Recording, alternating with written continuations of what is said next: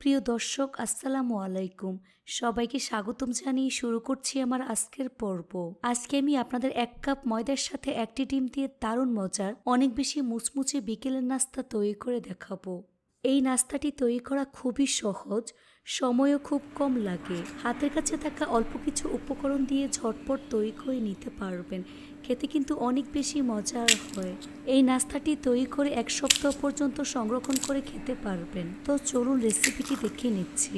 এই রেসিপিটি তৈরি করার জন্য প্রথম একটি মিক্সিং বলে ১ কাপ পরিমাণ ময়দা নিয়ে নিচ্ছি। চাইলে আটা ব্যবহার করতে পারবেন। দিয়ে দিচ্ছি স্বাদমতো লবণ, ১ চা চামচ পরিমাণ চিনি দিয়ে দিচ্ছি, ১/২ চা চামচ পরিমাণ কালো জিরা দিয়ে দিচ্ছি। এবার ২ টেবিল চামচ পরিমাণ সয়াবিন তেল দিয়ে দিচ্ছি। তারপর সবকিছু খুব ভালো করে মিশিয়ে নিতে হবে। হাত দিয়ে ঘষে ঘষে তেল ময়দার সাথে খুব ভালো করে মিশিয়ে নিতে হবে, কারণ ময়ানটা যত ভালো হবে এই নাস্তা তত বেশি খাস্তা এবং পারফেক্ট হবে। যখন দেখবেন হাত দিয়ে মুঠ করলে এরকম দলা পেকে যায়, তখন বুঝতে হবে ময়ানটা একেবারে পারফেক্ট হয়েছে, অর্থাৎ তেল ময়দার সাথে খুব ভালো করে মিশে গিয়েছে।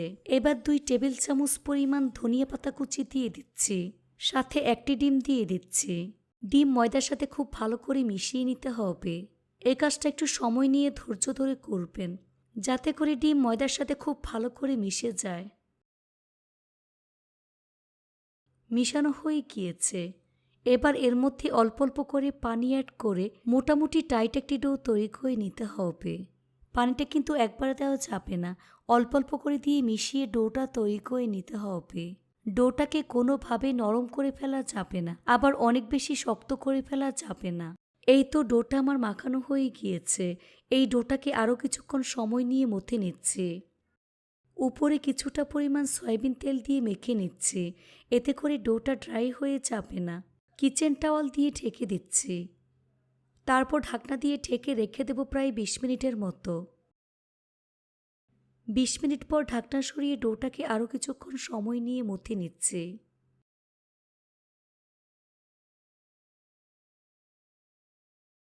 এবার ছুরির সাহায্যে ডোটাকে সমান ৩ ভাগে ভাগ করে নিচ্ছি।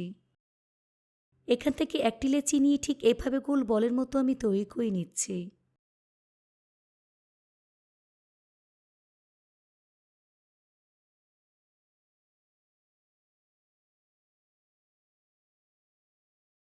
তারপর বলটাকে বোর্ডের উপর নিয়ে হাত দিয়ে চেপে চ্যাপ্টা করে নিচ্ছি। উপরে সামান্য পরিমাণ ময়দা ছিটিয়ে মোটামুটি পাতলা এবং বড় একটি রুটি আমি তৈরি করে নেব।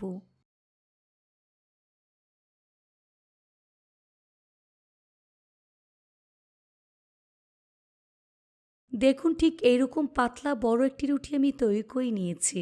দেখে নিশ্চয়ই বুঝতে পারছেন। তারপর ঠিক এরকম কুকি কাটার দিয়ে কেটে নিচ্ছি।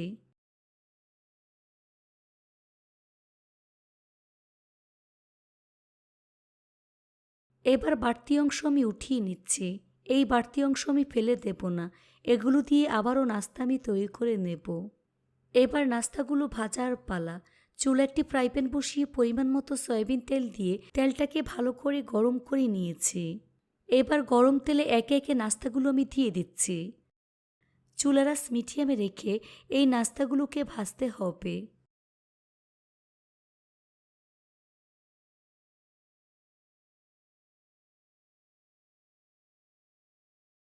কিছুক্ষণ পর নাস্তাগুলোকে আমি উল্টে দিচ্ছি।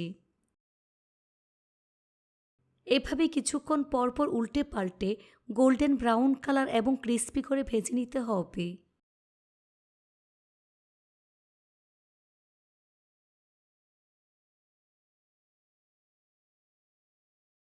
এই তো নাস্তাগুলো ভাজা হয়ে গিয়েছে। দেখুন, খুব সুন্দর কালার চলে এসেছে। এবার তেল ছেঁকে নাস্তার প্লেটে নিয়ে নিচ্ছি।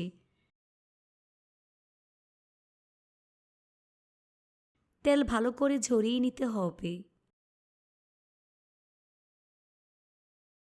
বাকি নাস্তাগুলোকে একইভাবে ভেজে নিতে হবে।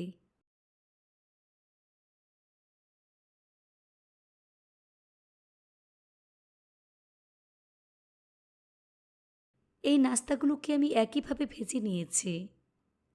দেখুন, খুব সুন্দর কালার চলে এসেছে। এবার তেল ছেঁকে নাস্তার প্লেটে নিয়ে নিচ্ছি। তারপর পরিবেশন করে আপনাদের দেখিয়ে দিচ্ছি। দেখুন আমার নাস্তাগুলো দেখতে মাশাআল্লাহ কতটা সুন্দর এবং কতটা লোভনীয় হয়েছে। খেতে কিন্তু অনেক বেশি মজার হয়েছে। এই নাস্তা অনেক বেশি খাস্তা হয়েছে। দেখে হয়তোবা বুঝতেই পারছেন। এই নাস্তা একবার তৈরি করে 1 থেকে 2 সপ্তাহ পর্যন্ত রেখে খেতে পারবেন। খেতে কিন্তু অনেক বেশি মজার হয়। আশা করছি আমার আজকের এই রেসিপিটি বাসার ছোট থেকে বড় সবাই অনেক বেশি পছন্দ করবে। সবাই অনেক বেশি ভালো থাকবেন। আল্লাহ হাফেজ।